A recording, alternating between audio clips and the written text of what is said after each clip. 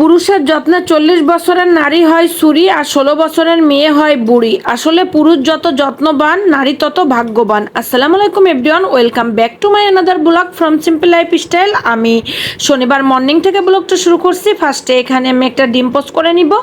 এভাবে ডিম পোস্ট করি আমি যখন ভিডিও করে রাখি ভয়েস ওভার করার সময়, তো আমার কাছে দেখতে অনেক বেশি ভালো লাগে। তারপর এডিটিংটা করলে তো আরও বেশি ভালো লাগে।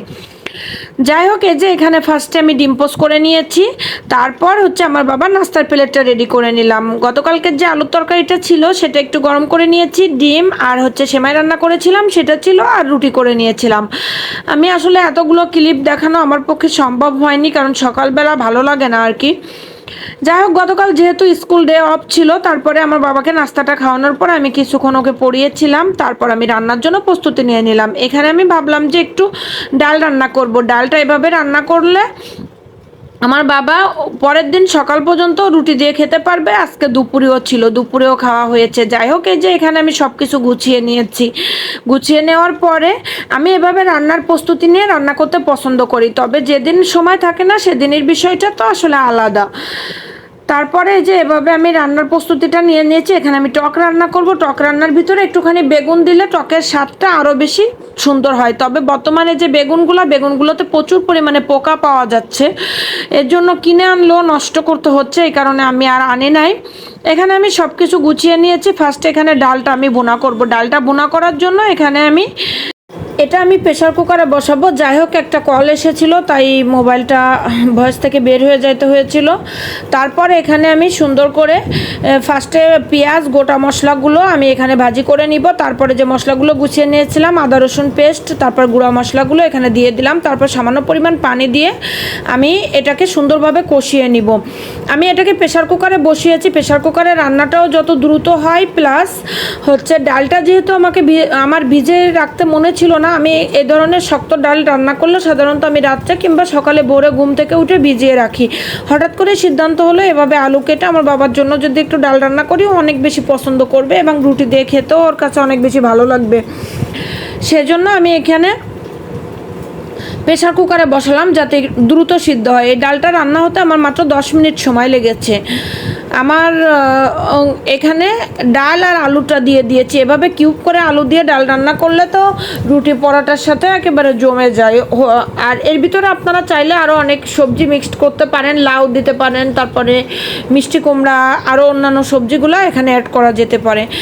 আর অনেকে এই ডালটা ঠিক সেম রেসিপিতে ডিম দিয়েও রান্না করে, বাট আমি ডিম দিয়ে রান্না করতে চাইনি, তাই আমি এভাবে করার চেষ্টা করেছি।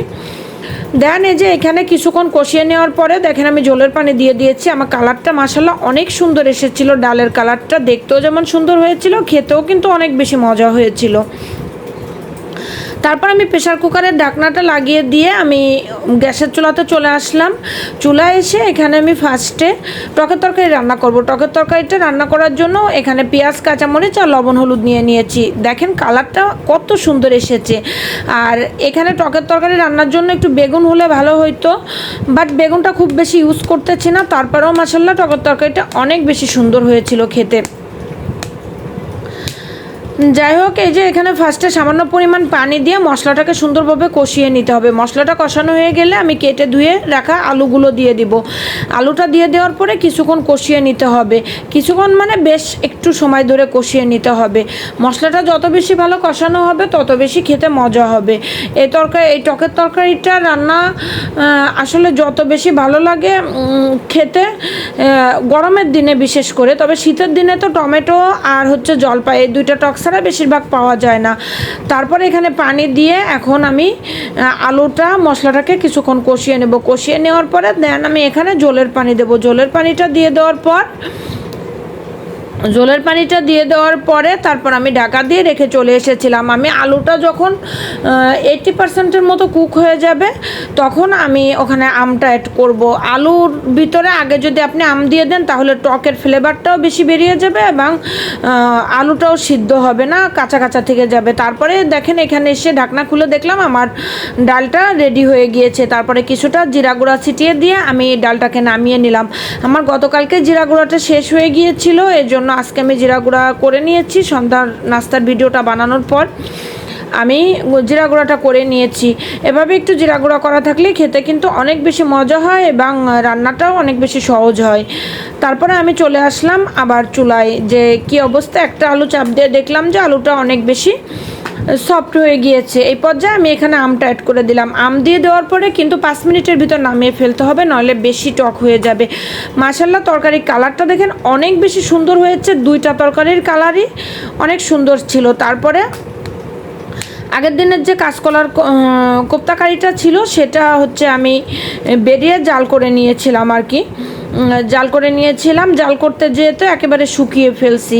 তবে এই রেসিপিটা দ্বিতীয় দিন খেতে কিন্তু সত্যি অনেক বেশি মজা হয়। তাই এখানে আমি সব কিছু রেডি করে এখন আমার বাবাকে খাবারটা দিয়ে দিব। ডালটা যেহেতু আজকে দুপুর পর্যন্ত খাওয়া হয়েছে, এর জন্য ডাল অর্ধেকটা আমি ফ্রিজে রেখে দিয়েছিলাম, আর বাকি অর্ধেকটা গতকালকে খাওয়া হয়েছিল। অনেক বেশি মজার ছিল প্রত্যেকটা খাবার। নিরামিষ খাবারগুলো কিন্তু আপনি যদি রান্না করতে পারেন সুন্দর করে, তাহলে খেতে কিন্তু অনেক বেশি মজা হয়। দেখেন ডালের কালারটা মাশাআল্লাহ অনেক সুন্দর এসেছে। তারপর আমি কিছু ভিডিও এডিটিংয়ের কাজ করলাম, আমার বাবার কিছু হোমওয়ার্কের কাজ করলাম। সব কিছু শেষ করে সন্ধ্যায় আমার বাবাকে আমি কিছু নাস্তা দিয়ে দিব। নাস্তা দিয়ে দিব বলতে কি, আমার সন্ধ্যার নাস্তাটা আসলে কয়েকটা দিন একটুখানি ঝামেলার হয়ে যাইতেছে। যেহেতু বিকালে আমার এডিটিংয়ের কাজ করতে হয়, তারপর সন্ধ্যা নাস্তাটা রেডি করা অনেক বেশি কষ্ট হয়ে যায়। তারপরেও তো করতে হবে, যেহেতু আমার বাবাটা পড়তে বসে। দেখেন একেবারে মাংসের মতো লাগছে সেই কোপ্তা কারিটা দেখতে, অনেক বেশি সুন্দর হয়েছিল আমার।